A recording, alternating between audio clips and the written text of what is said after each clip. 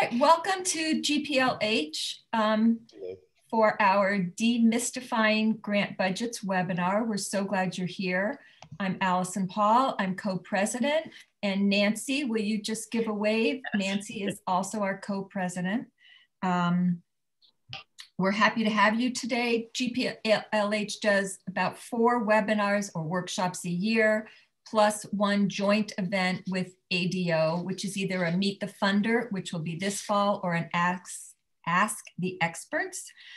We also do every other month grant connection calls for our members, just a Zoom, used to be a call, and you can ask anything. I'm having trouble with this resource. How do you reach that program officer? Whatever's on your mind. And we are very collegial and we share our knowledge and information with each other. So the next one is Wednesday morning, May 5th. And that's a member's benefit. So you should join so you can be on our calls. You will receive the PowerPoint that Lauren will go through today, and the recording will be available on our website. So I think with that, more people are coming on board. I'm going to introduce Michelle Nepton from our program committee. And Michelle, it's all yours. Great. Thanks, Allison. I am the co-chair of our program committee, and on behalf of the committee, welcome to everyone.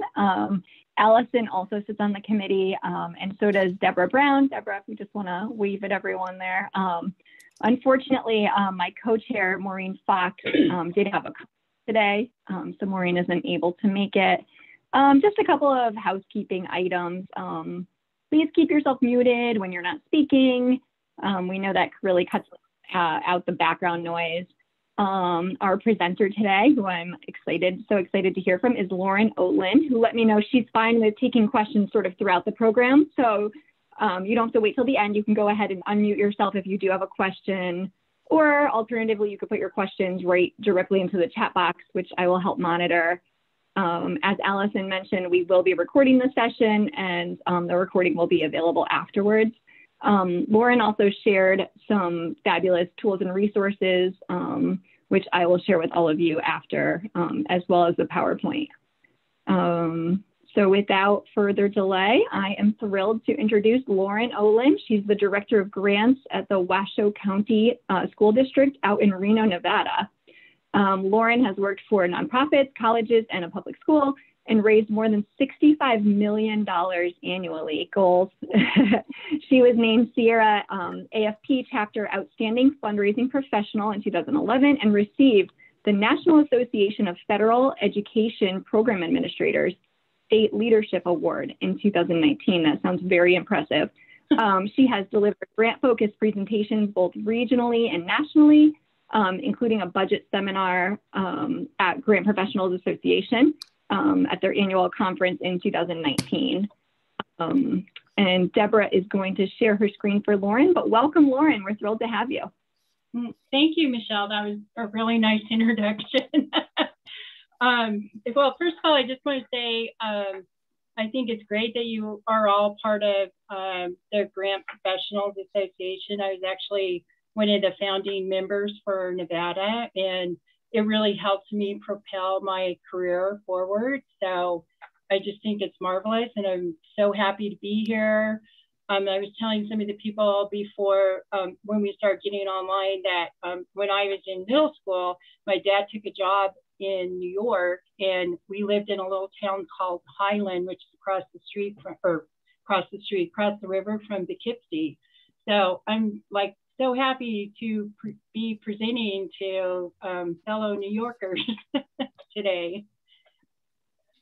So we can go ahead if you want and start the PowerPoint.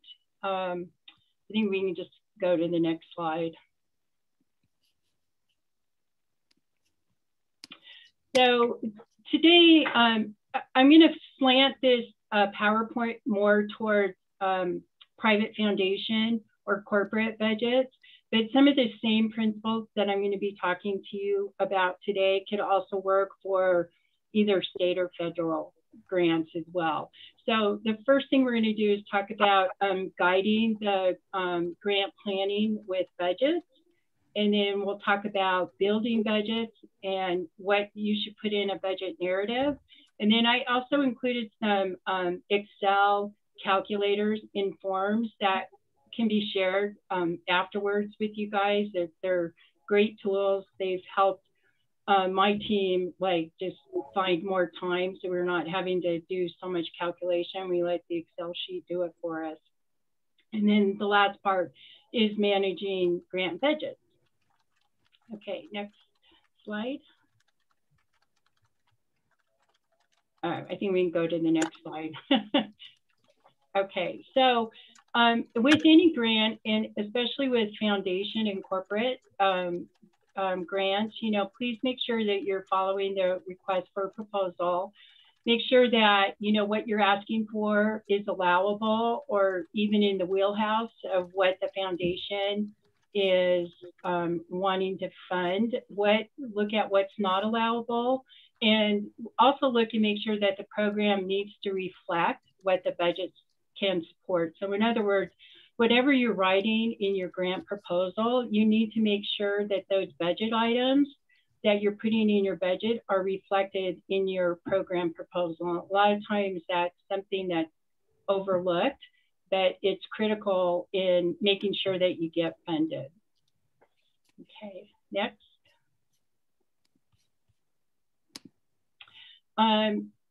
The first thing I'm going to talk to you about today is a match, and should you demonstrate a match? And I'm always going to say yes on this, even if it's not required. But what I have found in the past is that foundations and corporations like to see how you're leveraging your funds. And you're more likely to get funding from a foundation or a corporation if you can demonstrate that there's some kind of match. It doesn't have to be a cash match, it can be an in-kind match. And if we go to the next slide, I'll kind of get into that a little bit more.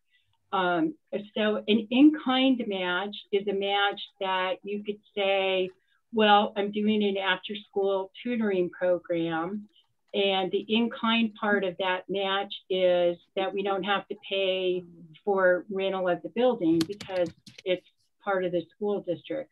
Or you could say an in-kind match could be, we have volunteers that are going to be helping out with an event. So you don't need the money to pay for the volunteers. That would be an in-kind match. A cash match is just what it sounds like. It means we've got some money, we've got $2,000 that we can put towards our after school program, and that's a match, and we need another $4,000 so that we can run the program. So pretty simple, in-kind or cash match. Okay, next slide. So here's an example and this is, all the examples I'm going to give you is stuff that we have written into applications. So these are real examples. This isn't something made up, but this is something that we really use. And I'm always going to give you examples of things that we got funded for. So examples of in-kind employee or volunteer time, supplies, operating costs such as building space, which I just explained. So this is a grant we did to get safe routes to schools. It's a program, it's a walking program for children in our school district. So this was a match, this was a grant to get a few things going in that program. But if you see in red, it says 5% match. And we actually had to show what that match is. And so we have the coordinator's vehicle, the maintenance, depreciation, insurance, and fuel. That's all in kind. That's stuff that's already being paid for. It wasn't cash that we were putting on there. And then we also put down that the radar trailers that we have, what theirs is. So you can see the cash match was a little over $4,000, or the in-kind match was a little over $4,000 in this grant. Okay, next. So here's some examples of how you can write something into your narrative that you'll also be demonstrating in your budget, but it's a way to give the reviewer at the foundation or a corporation a heads up that you've got a match. So in this case, the first example is Washoe County School District had direct support from the Rotary Club of Tahoe Incline for this project. The Rotary Club has pledged $1,400 to contribute to the cost of installation and provide a letter of support detailing this pledge. So anytime you can get somebody to give you a pledge, or you can demonstrate that you have the cash with some kind of document that you can attach, just gives the funder a reassurance that you're not making something up, that this is real. Like, we attached the Rotary Club letter saying, yes, we're going to give $1,400 to Safe Routes to School project. And then also in that same narrative, we said that the Capital Projects Department had pledged $3,000 in sidewalk construction, that we had $735 to the pedestrian activated crosswalk flashers. So these are all things that you can say in your narrative, and then also demonstrate in your grant budget to show that you have some kind of match. Okay, that's okay. You can go to the next slide. So I know budgets are really dry, and so I like to try to put a few cartoons in. So this is the first one, and I'm sure that as grant writers, you probably get something like this all the time from people that you work with. So what's the smallest budget you can manage on, and the most you can give me, of course, right? Okay, next slide. So next, I want to talk to you a little bit about building budgets and budget narratives. And these categories, typically you're going to find in state and federal grants, but you also find them when you're writing foundation grants. So there's personnel, there's benefits, there's travel, equipment, supplies, contractual, construction, there might be other, and indirect. A couple of things I want to talk to you about. Generally, I have found that private foundations usually do not fund personnel or benefits. So if you have a way to get those costs covered either with a fundraiser, or if you get some kind of state or federal funding, you're better off putting your personnel costs into those type of grants and focus on the stuff that you can get with a private or corporate grant. And also, if you're able to do that, then you can turn around and flip those personnel and budget costs as a cash match for what you're asking for in a private or corporate foundation. Let's see. And then supplies are really probably the biggest things that we write in a private foundation grant, although we have written for other things, but supplies seems to be the big thing. Or if you need a new piece of equipment, that's probably a big thing that you want to do. Construction, maybe not. That kind of gets into more, if you're building a building, but if it's maybe something smaller, maybe you can be asking for something like that.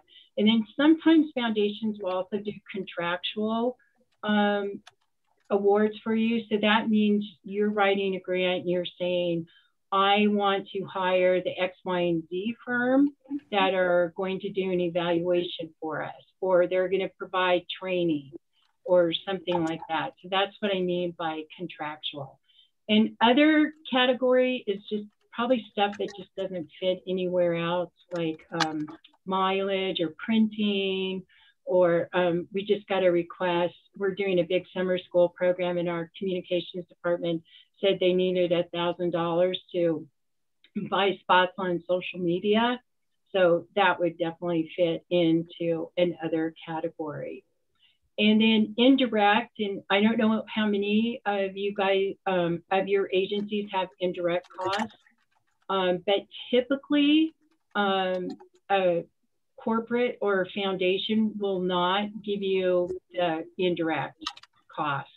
So we typically write those into our big state or federal grants. Like right now, our indirect cost for our school district is 3.57%. But typically foundations don't want to see that on your application. So unless when you're reading through the RFA and you're seeing that that's allowable, don't put that in there because it's likely going to tick them off. So just leave that one out. Okay, so next slide. So what I'm going to do now is talk to you a little bit about which each one of these categories are. And you'll see the round circle that says personnel budget narrative example. PN stands for budget narrative. And so that's a I'm doing okay. How are you? I think somebody needs to mute. The little box is just explains to you how we actually wrote something into the grant. So the next few slides are going to be like that. So personnel is anybody who's a salaried employee that's either full-time or part-time. Personnel costs can also be employees who receive extra pay for duties performed outside of contract hours. For the school district, this occurs a lot because we pay teachers extra funding for when they're doing tutoring after school, before school, summer school, things like that. And it may include other types of staff. And I wouldn't know what that is in your organization, but it's usually anybody who's on your payroll is considered personnel. So an example, we wrote this one grant, and this was actually for a foundation that was funding after school tutoring. And so we said that we needed 4 full-time teaching assistants to assist with academic interventions. And so you can see here that there's an explanation of what it is, but then we're also showing the math. And I would always recommend in your budget that you show the math. So, because there's always going to be people on a foundation or a corporate that are looking at your grant application. There's the ones that just like to read everything you write and you're going to pull them in and win them over by your words.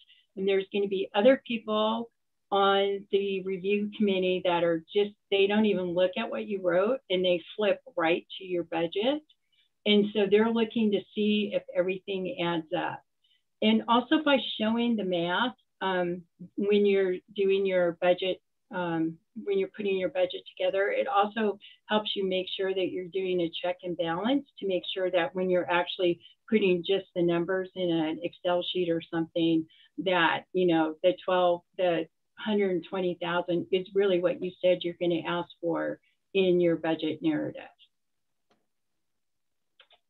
Okay. All right, next slide. Benefits, and again, this isn't something that you're probably going to be doing a lot of in a foundation or corporate grant, but sometimes you do. So it's good to know how to do that. So benefits, again, are for salaried employees or employees that perform extra work after their contract hours. And here are some of the examples. These are the kind of benefits that we pay for in our school district, and I'm sure most of those are familiar to you, but we actually have a little screen, and so we show that the group insurance is $8,900, and it's going to be 4 people, and it's going to total $35,000. So you can see how I've done that all the way through. So again, we're showing the math, we're showing the line item for what each one of the benefit costs are, what the quantity is, and then what the total is. And so again, a really easy way to set it up, and it's super easy for the reviewer to look at it and understand, oh, this is exactly what the benefits are, instead of just saying benefits are going to be $194,000 or $74,000. You're actually showing them by line item how much it costs for each thing that you pay for in your organization. So Lauren, quick question. I know that my finance team prefers if I just put a certain percentage, and someone just mentioned, she says, we usually just show the percent of the salary, not the details. Oh, then she drops the details into the budget narrative. So how do you feel about that? That's fine too, but I think you have to explain it to them. So if you put it in the budget narrative of how, you know, how you're coming across it, then that's fine. We actually, for private foundation grants, we usually just put like total benefits is going to be 74,000, and in the budget narrative, we'll use this table. I mean, you could just spell it out like, you know, group insurance, $8,970 times 4 equals 35,000, you know, semicolon, next one. But to me, that gets tedious. So I just like to put a little table because it's easier to see. But just as long as you're showing how you arrived at that, because there's going to be people that are going to be questioning, well, you know, that's not how much I charge for, you know, like you'll have a corporate person who's sitting on looking at it and saying, well, that's not how we come up with our benefits. So it's just a way to assure them that you know what you're doing. And this is really how much benefits cost in our organization. Did I answer your question? Okay. Yes, thank you. All right. So here's one of these spreadsheets that I've given to Michelle and the team that they can send to all of you. This is an Excel spreadsheet. And of course, in the school district, we have we have a lot of different types of employees. We have administrators, pro-tech psychologists. We have teachers and counselors. We have full-time aides, part-time aides, aides that get insurance, aides that don't get insurance. We have substitutes.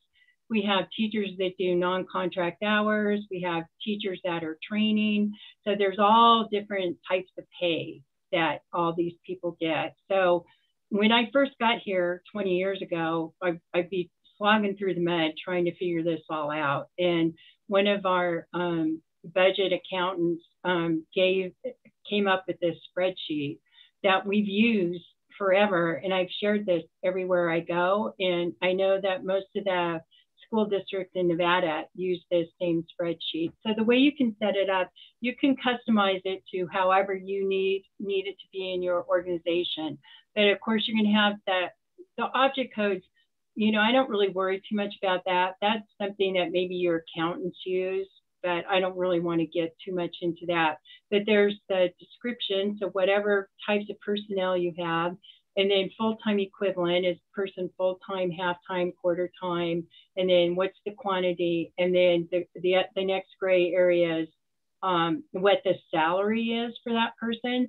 So by clicking in that first gray box with the FTE and then filling out the quantity in the white box, will give you a dollar amount, and it just computes all that for you. So then when you go down to the group insurance and all that, it automatically calculates depending on which salary you've selected.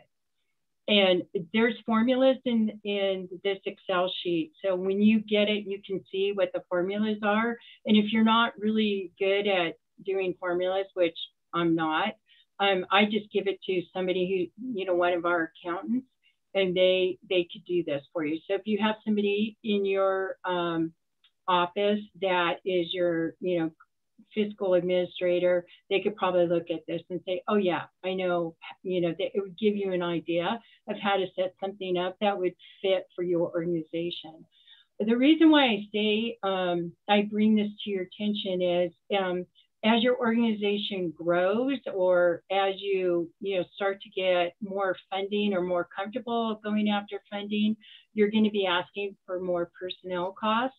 And this is a great time saver to have this in there. And then you don't have to think about what all those benefits are. You can just plug it in, and then you know, oh, it's going to cost me this much money. Okay. So there's another way that you can ask for salaries or to pay somebody without actually asking to pay for that person. And I found this out a long time ago. We have a foundation called the EL Cord Foundation. They're very generous to our school district. They probably give us between 200 and 400,000 a year. And these are usually what I call baby grants, but these are grants to our schools for around $20,000. So when I first started writing to the EL Court, I'd be asking for teacher salaries so that they could do after school tutoring. And we kept getting no, no, no, no, no. So then I thought, well, there's got to be another way we can skin this cat. So I came up with this other way, which I'll explain, and we have had a lot of results with that. So instead of saying that you need the cost of personnel, put it in as the number of clients that you will serve. So for example, if you need $12,000 for an after-school program and the cost per child is $200, then you need to serve 60 children. So then you can say that when you're writing the grant, you say, I need to serve 60 children and the cost per child is $200, which is absolutely the truth. The cost is going to pay for the teachers, but you're putting it in a different, you're framing it differently. Instead of saying, I want to pay for teachers, you're saying, I want to help children. And it costs this much to help this many children. So any questions on that? But it's a good way to work in a personnel cost for a program without actually saying personnel. You're saying it in terms of how many people you want to serve with whatever program you're trying to do. I have a question. Yeah. What if it's a free program that they're trying to get funding for, but also pay for staff? So it's free. It's free to, well, this is free to children too. So, okay. So we're not, we never charge our students for tutoring. We're just saying we need to serve 60 kids and the cost is $200 per kid. Therefore, we need $12,000 to run this program. Oh, I see. Okay, thank you for clarifying. Yeah, I know it's a little tricky. It is tricky, but now I get it. Okay, thank you. Right, good, good. Hey, Lauren, I had a question. It's kind of I'd love your recommendation on when a foundation asks for a full budget and then they ask for a second scenario. Well, if you had a reduced budget, you know, what would that be? You know, should we be putting something that's 20% less or 30% less, or if you had a strategy on that? Boy, that's a tough one, because you never want to admit that you don't need more, that you don't need less. And I think if you had to do that, then I would frame it in a way that, yes, we could cut by 20%, but that means that our results or outcomes and the people we're serving or whatever you're doing is going to be less. So I would just kind of focus on, yeah, I guess we could, you know, like I need 200,000 to serve food to our homeless people. Yes, I could cut it to 100,000, but that means, you know, 20,000 people, maybe children, are going to go without one meal a day. So, you know, you have to kind of think persuasively when you're asked to do that. Okay. I was putting the most negative, detrimental, this is going to be absolutely horrible if we don't get this, and here's going to be the result. Kids are going to go hungry or something along that line. Okay, okay, that helps. Thank you. Okay. Yeah. Lauren, there are just a couple more comments on that last slide. Just wanted to clarify, bottom line on that slide, was it for the program with only personnel costs and nothing else, or you're just talking about just that section of the budget? Yeah, I'm just talking, well, for that particular example, I was just putting in that we just needed personnel costs because that's all we needed. But let's say you have your personnel costs and it's $12,000, but then you also need, you know, another $10,000 in supplies. So now you're going to increase that to $22,000 divided by 60 kids. Well, let's say 24,000 divided by 60 kids. So now it's going to come out to 240 if I'm doing my math right. Does that make sense? So whatever your costs are, put all your costs together. But usually I just do that for personnel. But of course, if you have other costs, then you put them all in and say it costs this much to do this program. And then you figure out how many participants you're going to have, divide that, and that's the number that you're asking for to serve per client. Yeah, great. And Lydia mentioned that she always likes to include the cost per person somewhere, you know, in the narrative or in the budget or in both places. And she says that she remembers that a funder once told her that below $1,500 per person was a good cost per person to shoot for. So just a good comment there. And then Ria got it. Great.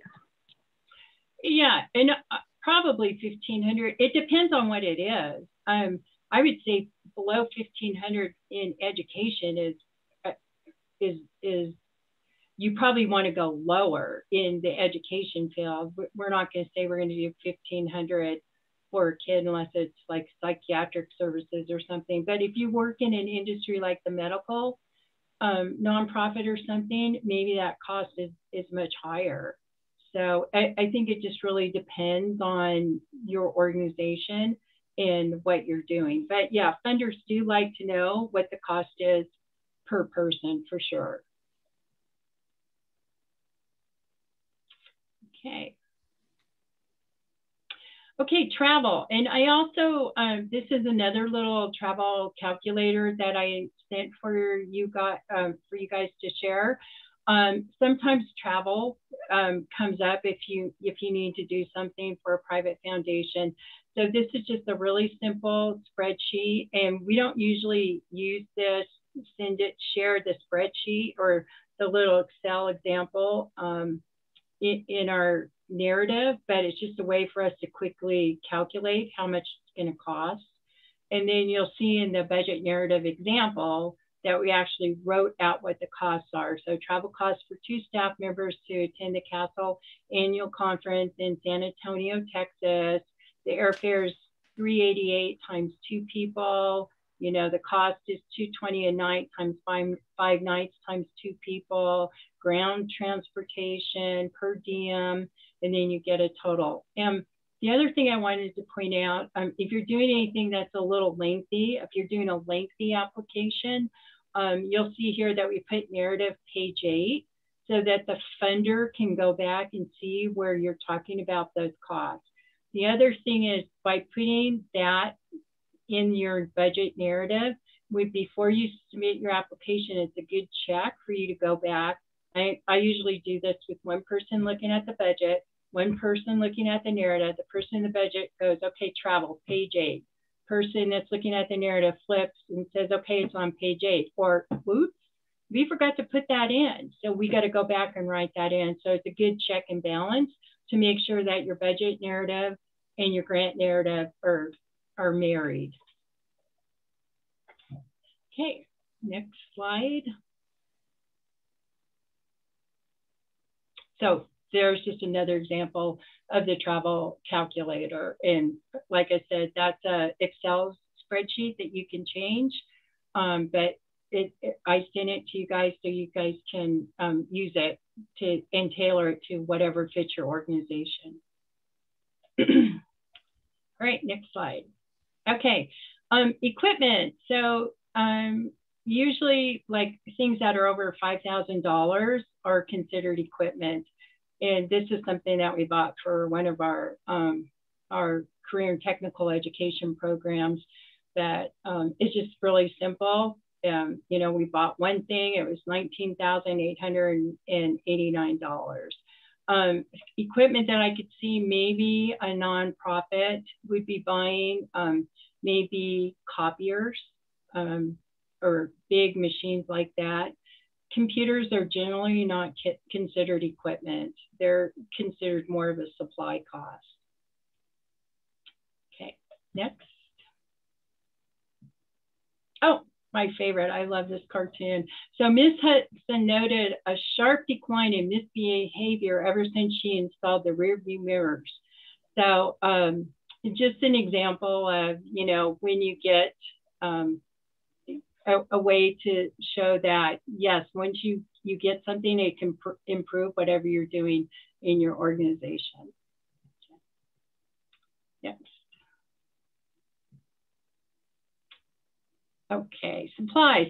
Now this is probably going to be the biggest area when you're writing to foundations and corporations about what you need. So this is what I call the stuff. These are all the things you need to have in your organization in order to make your programs run, your day-to-day business, all those type of things. So supplies can be anything from materials needed in a program like computers, books, tech items, office supplies, magazines, garden supplies, science supplies, diapers, clothing. I'm always going to just use examples that we have in, that we do in education. So you can fill in the blank if these things don't exactly fit with what you're doing. And then one big thing on supplies is you never want to say, if you're getting just a bunch of stuff, that it's miscellaneous office supplies. Never ever say that. Give a couple of examples of what those are. So the first budget narrative example is on welding supplies. And so we just listed out, this was a category where I was like, oh, can't we just say miscellaneous welding supplies? I didn't know what half this stuff was, but we did get some examples. And this way, it ensures the funder that you know what you're talking about and that you're giving them some concrete examples of exactly what you're going to buy. So we bought steel and mechanics, jack stands, wheel chocks, Ranger finders, PCV pipe, springs, straps, bolts, safety caps, safety vests, so all those type of things. Here's an example for general supplies. So general supplies, again, it'd be really easy just to say, this was actually for a program that we had for students that were going out of middle school into high school, and we were trying to get them excited about choosing a career, a college pathway when they got into high school in terms of what courses they wanted to take. So we just needed really miscellaneous supplies, but we had to explain what some of those were. So we said that we needed materials for parent-student activities and events, after school intersession, tutoring, academic. We needed some things for the college corner, for campus visits, for food and drink for parents and presenters at the Gear Up activity. We bought t-shirts, pens, pencils, sticky notes. So as you can see, it's just sort of a laundry list of things, but then we gave some examples like meals are limited to $10 a student, snacks limited to $2 a student, food costs above $2.50 would be approved before the event. So, we just are giving a lot of examples so that the funder knows that you have a good handle on the things that you want to buy. And it also gives them assurance that you're just not going to go out and buy anything, that you're saying you're going to buy these type of things. Another way you can list supplies, we buy a lot of instructional kits. So we said, we need these instructional kits for grades kindergarten through 4th grade, for tier 2 and 3 reading. So we needed 5 kits at $4,984 each. So again, another way to just really spell out the math and show exactly what you're buying in your budget. Okay, next slide. Okay, so I talked a little bit about other, and so this is like costs that maybe just really don't fit into supplies, but there's stuff that you may need, like dues or fees, printing. For nonprofit organizations, a lot of times utilities is something that you have to worry about and how you're going to pay for those things. Registration fees, rent is something that it may be a consideration when you're folding in information into your grant. And then it really, also just really depends on if the private foundation or the corporate has said what other costs may be, and it varies from agency to agency. So here's some more examples of a budget narrative. We did college application fees. And so we talked about this Gear Up program that I used in my last slide, but we said that we're going to have 427 students with a $20 application fee. I'm sorry, for this year's cohort, it's $20 application fee times 100 students. So we need $2,000. And here's another one, AP test fees. So we need to buy 2,000 tests at $50 each is 100,000. And then we had school fees. This is for our homeless students to participate in activities such as sports, club, band, and graduation. We have 133 students times $20 each. To buy some of these things is $2,660. So just again, very specific, showing the math on what you're buying and what you need. Okay, next. Okay, so there's a lot of ways you can do a budget narrative. So one way that I really like, this was actually for the EL Cord Foundation. So we usually just do something very simple, item, cost. This grant was actually, we're asking for a 3-year grant. So we showed the cost out for 1, 2, and 3 years. So you can see the item where we are very specific. We needed buses for 1 day of spring workshops for Sparks Middle School 8th graders to be held at Truckee Meadows Community College High School. So we need 1 bus, 1 day times $100. So it's $100 every single year. We needed lunches. So you can see as I've gone through, we explain what the item is, and then we show the math in the next column. And then we show what the final cost is.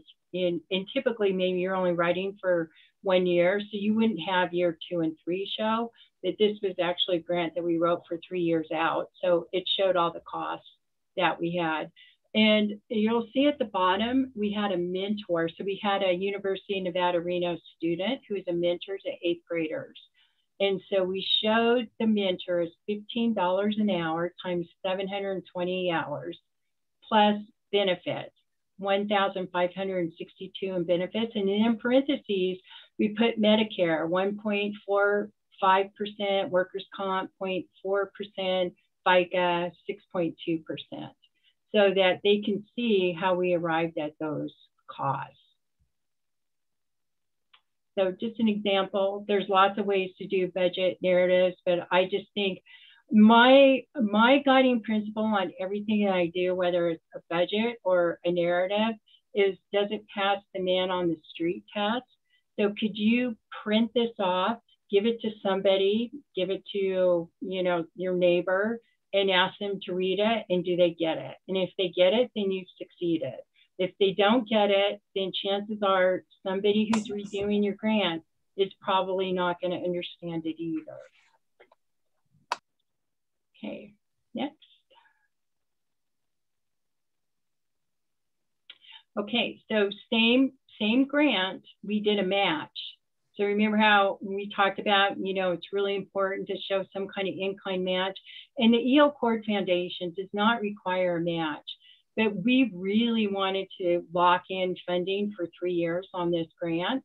So we showed them that, we had 2 TMCC high school staff that were working, and that their hours were 128 hours times $30 an hour plus benefits for 3 years. So that was $11,775 just in personnel that we were kicking in to do this grant. And then we also did the same thing for Sparks Middle School, that we had a teacher that was giving 10% of their time, and we figured out what that calculation was. So our total match for this grant was $37,770.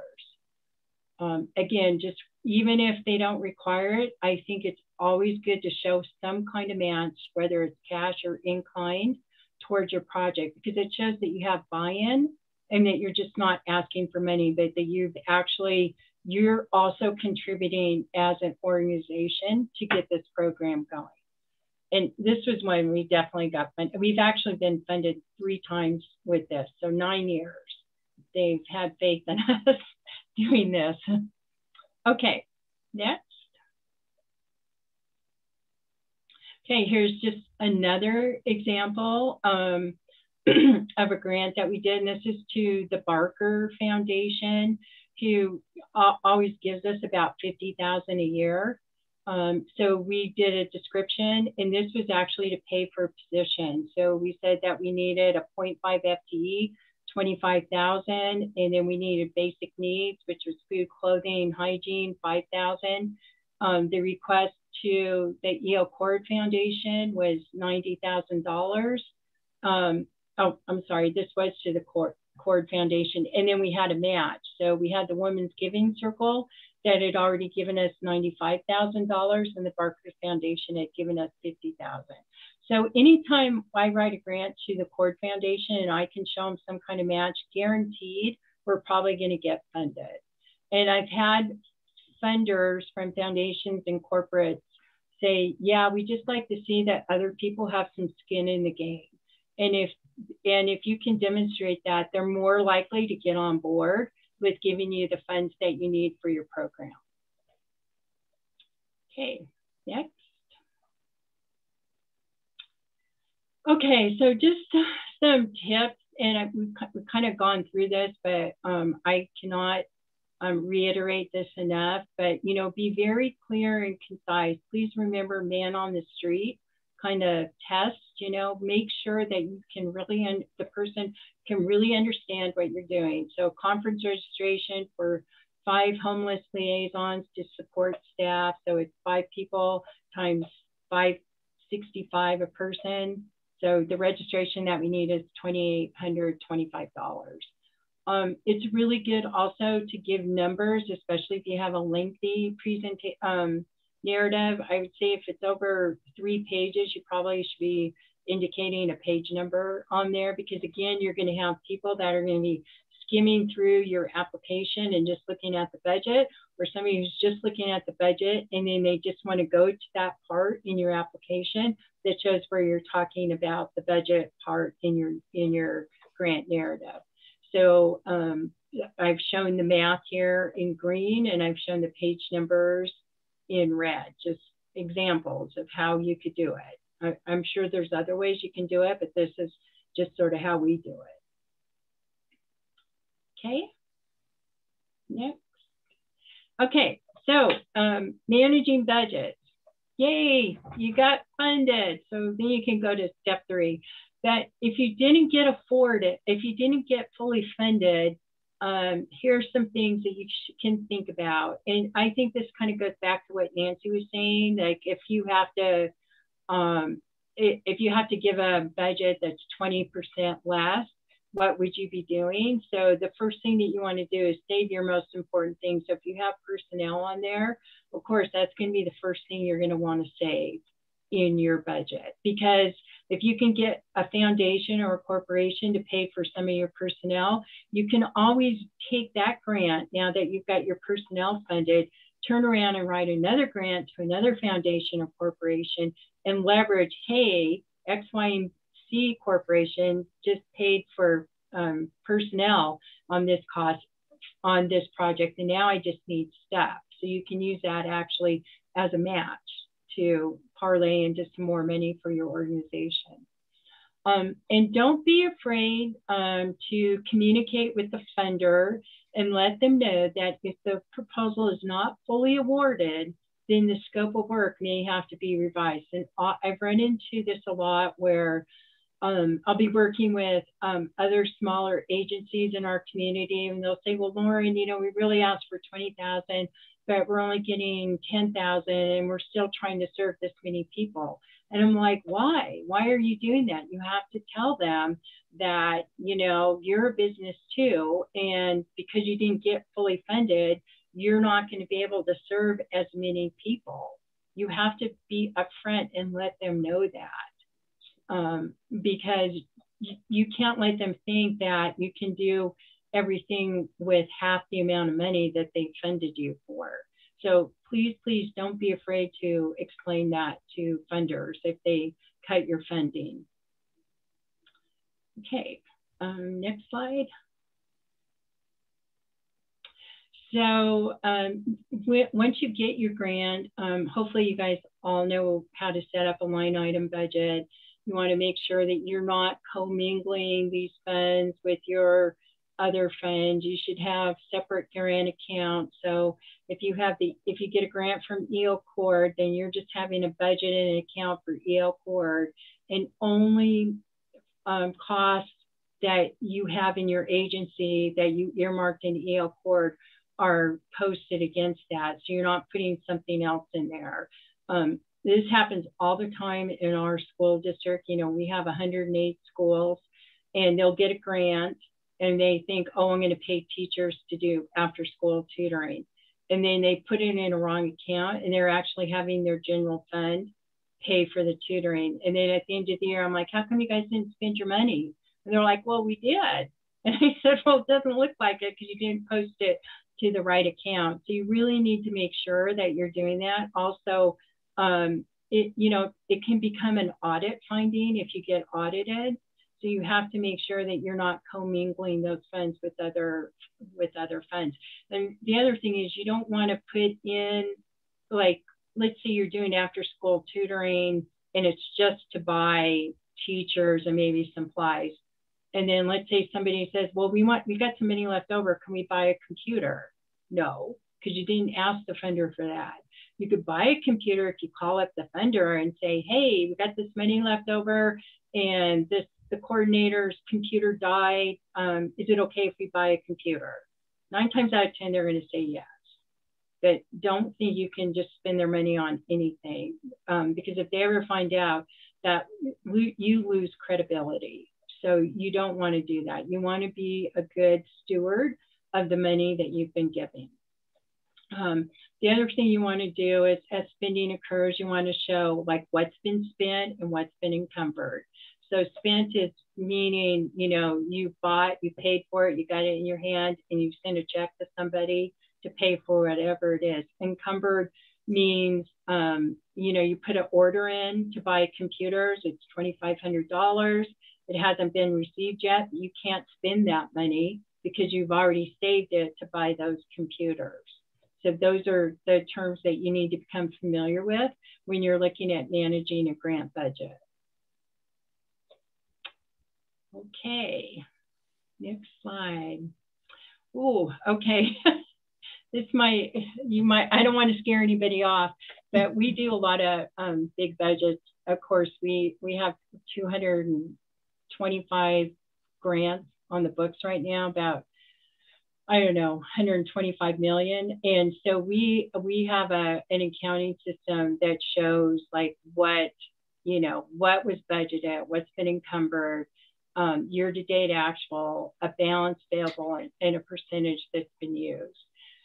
Just an example, that's how we manage our funds. When I'm looking at budgets, I go down to, if you look down kind of at the bottom of the screen, it says 19.1%.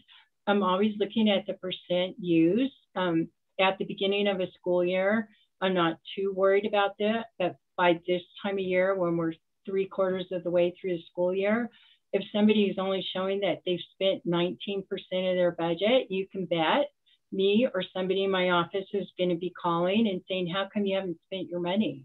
Because we only see 19% spent.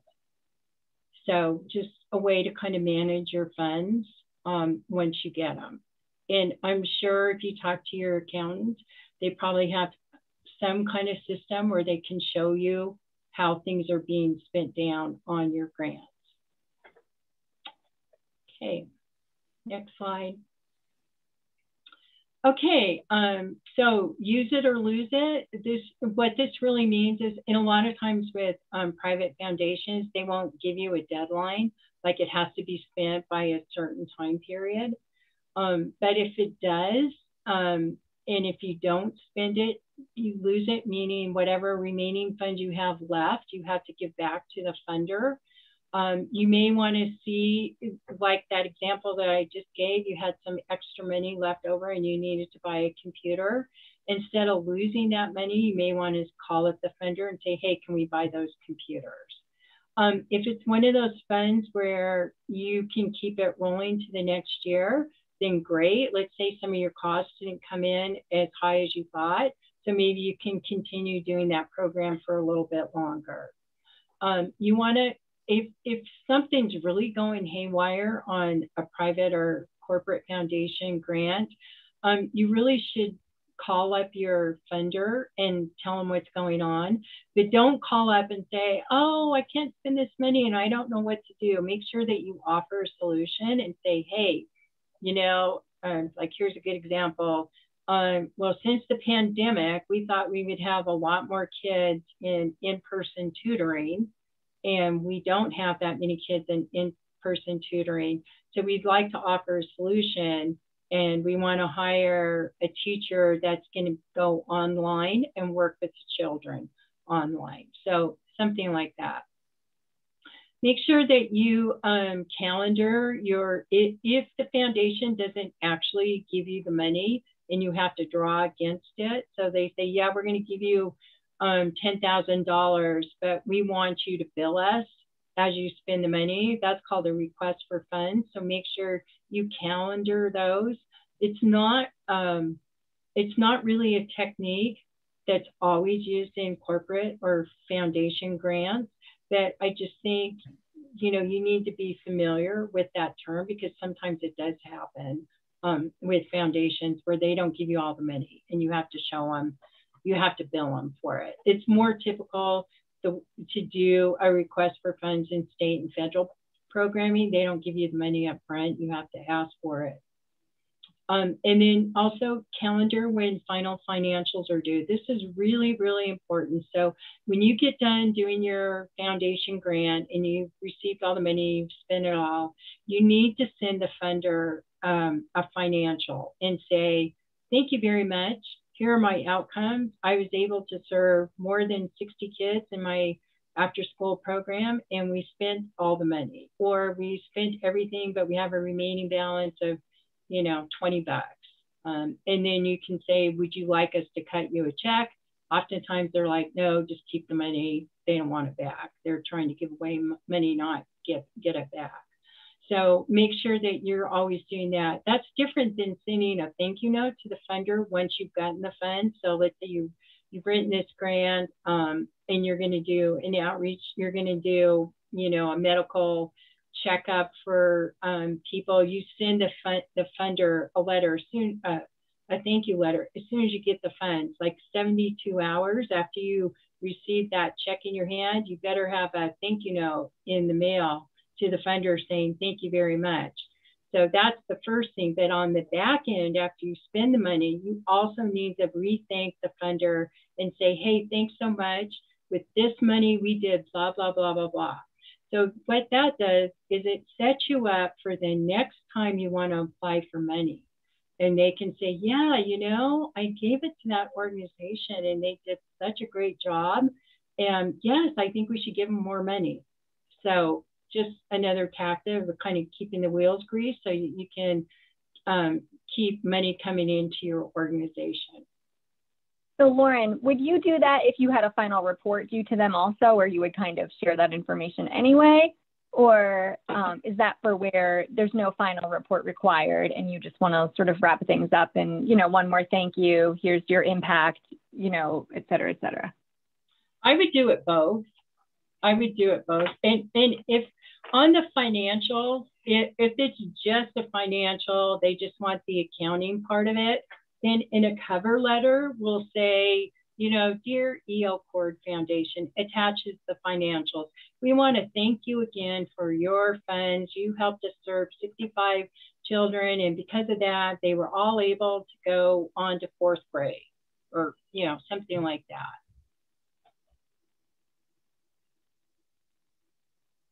Great, thank you. Mm-hmm. Okay. I think that might be the last slide, but we'll see. Is there one more? Oh yeah, okay. Yep, we're at the end of the presentation. I'll leave you with a little picture of Lake Tahoe, which is in my backyard. It's about a 30-minute drive from where I live. Here's all my contact information. So if there's anything I could ever do to help any of you, I'm always happy to help fellow GPAers across the country. And if there's any other questions, I'm happy to take them at this time.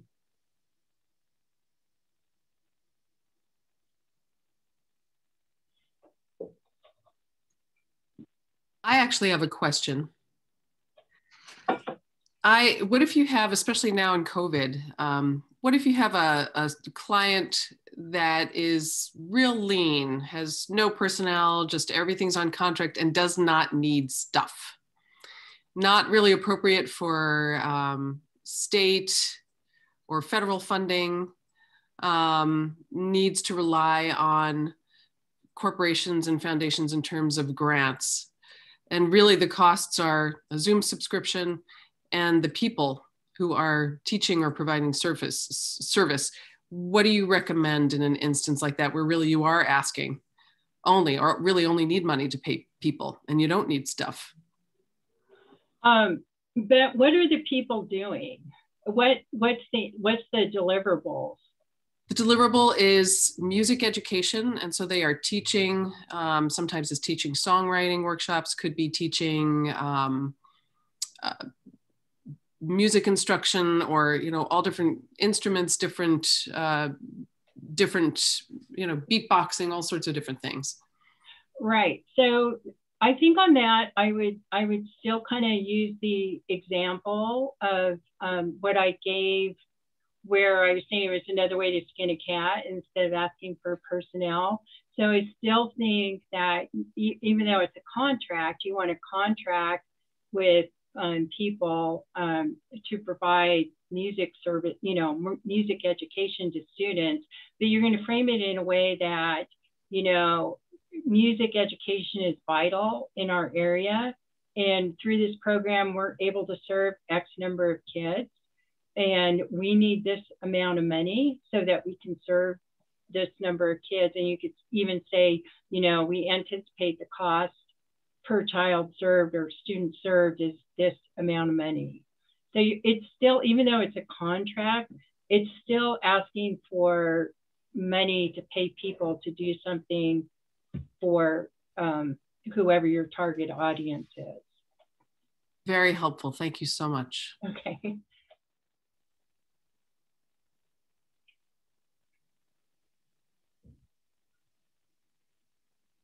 Anybody else? Don't be shy. Put your contact information up again, please. Oh, the last slide. Deb, can you? I think she can. I'll be Ria. I'll be sending you the PowerPoint. Okay. So I can also put Lauren's contact information in the body of the email if that's easier. If that's okay with you, Lauren. Sure. Thank you very much. Yeah. This was great. Yeah. Well, if there aren't any more questions, Lauren, that was great. A lot of detail, I think very helpful. I think it was helpful that you showed how you do the narrative in different formats. And I really liked how you used color to distinguish. I too often just use the line. So I really liked how you did the colors to sort of keep the eye moving. So a lot of great takeaways. Thank you very, very much. Oh, you're welcome. We wish you continued success. Well, thank you. You guys too, and happy grant writing. And remember to take a little break every once in a while from it all. Well, thank you. All right. Thanks a lot. All right. And just we are reminding everybody, we have for our members, our next connection call May 5th. And I see Lydia, will you wave? Lydia's giving, our very own Lydia, will give the next presentation. It's going to be Dynamite on Foundation Grant Prospect Research. And Lydia spends enormous amount of time on all kinds of search tools and websites. And she's going to definitely give you some new ways to find some foundation resources. So thank you all. What else am I forgetting? Nancy? You know, I was going to do the reminder for the June 24th that Lydia was going to be doing the prospect research. So that's, and I think Lauren's advice on remember to take a break, that is, truer words were never spoken. That's, hopefully the weather will get a little warmer and we can do something outside. Yeah. So. I want to thank Michelle and Deborah and Maureen, who's not here, on the program committee for putting this together, and bringing Lydia to speak in June, and anyone else on this call. You'll get an evaluation, but we're very open to what other topics do you want to learn more about, what other topics interest you, and if you want to be on the program committee going forward so you can have some input and say. It's our community of grant writers. It's not us and you, it's all of us trying to get money for the organizations we firmly believe in, and we know there's great need, so we all like to help each other. So thank you, and share with us your thoughts.